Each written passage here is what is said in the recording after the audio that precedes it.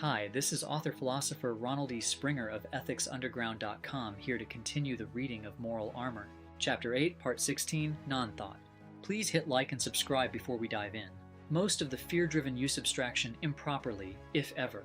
Even what they call thinking is not thinking at all, as you cannot trust their means of differentiation. What anything means is simply what it means to others, and they often only parrot what they hear, as believing and repeating is easier than thinking.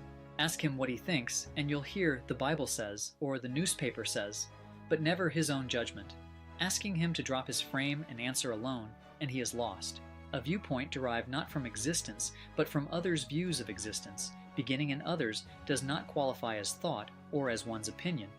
Thought is an independent process. An opinion on any subject must be self-derived, revealing links back to the foundations of existence. His mental content was accepted without knowledge of its derivation, without awareness of the roots leading back to its origin, and he therefore lacks the capacity to work with the knowledge itself. He often shows impatience with the true process of cognition, a matured form of his childhood tantrums, considering it not so much a threat anymore, but as stubbornly unnecessary.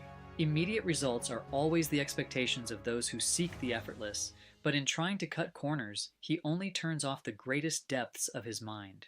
He can handle the immediate result of direct cause and effect, being simple to witness and ignore, but he has no patience for enduring a multi-step process. You can feel his predefined sneer, the emotional charge building as he grows eager for its release.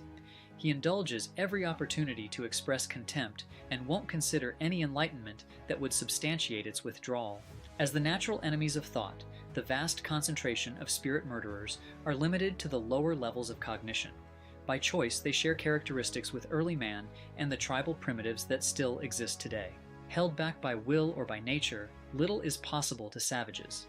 At some subjective parallel, they believe all of reality is controlled by demons, subject to the unknown in its very form, where entities can vanish, appear, or mold into a threat, and they leave as much of existence as possible in that category.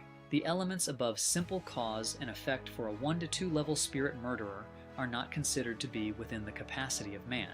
Their two-piece opinion, however, is its own avenger. To damn with only a few facts has an alternate short-range equivalent to love with only a few facts. They give their favor without firm identification, and vent their dislike with the same willingness to approximate, and wonder why they can maintain no consistent respect or happiness in their lives. The error and malady is the same. A mind too lethargic to form rational standards and adhere to them, there is no escape from the penalties of a shoddy intellectual effort. Living by the shortest range, they remain vulnerable to obstacles that could easily be avoided.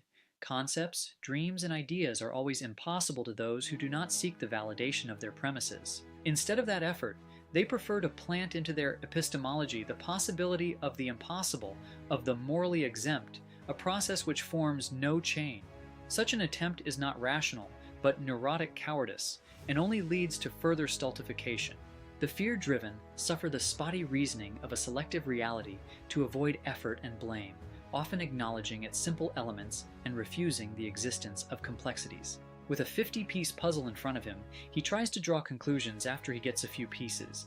He justifies this with the same animosity which negates the valiant effort of a man and replaces it with luck, that such discipline is an unconscionable imposition.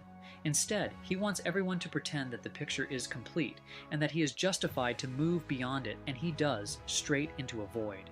Its symptoms show up in what Ayn Rand called package dealing, where approval of any part is necessarily approval of the whole. There is no breakdown, no cognitive separation, no clarification allowed, just blind approval or renunciation. This is the unwillingness to abstract, to evaluate the attributes of entities.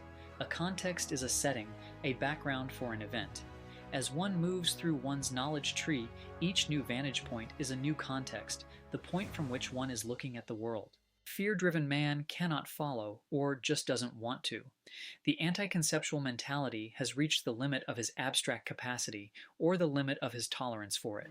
He is left behind and reacts to the new conditions as if they are false, seeing them as inconsistent with the old context. They are inconsistent as we are in a different place intellectually, but they cannot, or in tantrum will not, keep up. For example, he sees one link in a chain of knowledge and considers it the whole. He hears a radio program on a subject, feels a bond with the commentator's negative bias, an opportunity to sneer, and considers it a complete description of the event in question. He mimics the commentary as if it was his own, without consideration for a better reasoned argument. He makes no attempt at a macro or micro understanding, no effort to scale back to see a wider view or to zoom in to identify its elements. The introduction of any aspects not discussed by the commentator blindside him. Without the radio program, he wouldn't know what to think or how. This is the birth of Ayn Rand's theory of context dropping, which begins as a lethargic byproduct of cowardice and grows into a deliberate means for the irrational invalidation of sound reasoning, as well as the irrational validation of unsound reasoning. An anti-conceptual mentality will raise wages without expecting the product to cost more. He'll cap consumer prices without regard for the price of energy. His actions senselessly destroy, putting companies out of business and starving individuals physically and spiritually. Separating cause from effect to ignore originating factors and consequences is the chief means of context dropping, ignoring the existence of the full chain in fear of one's capacity to handle the living process of managing it. But there are other forms. Calling us insignificant specks of dust in the universe takes us out of the context in which we are significant, our loved ones, and our loved pursuits. Measuring us against impossible standards is another. Context isolation, dropping, or any other kind of evasion is obviously not a refutation or a proper ground for action. It is immaturity, or worse, the inability to think, or to run the chain, as I call it. It's frightening to see how many of them end up vice president, as lacking the functional capacity for thought disqualifies them from leadership. They may enact faulty reasoning to suit their fraud or malice, but I'm inclined to think that often they just miss the bus. That's all for now. Next up is the fixed and the fluid. I split these videos up by subject so you'd have a better chance of finding moral armor, and then perhaps go through the whole thing for free. Why? To help create a leader in every life. Sound civilization stair-steps up from sound coherence to sound individual to productive groups of mature individuals. Self-hatred drives fear-driven people in our world to wipe out the individual, so we all need moral armor to protect ourselves and the future of mankind. Click subscribe and leave a thumbs up if you'd like to help wipe out moral confusion fast and make the world a better place.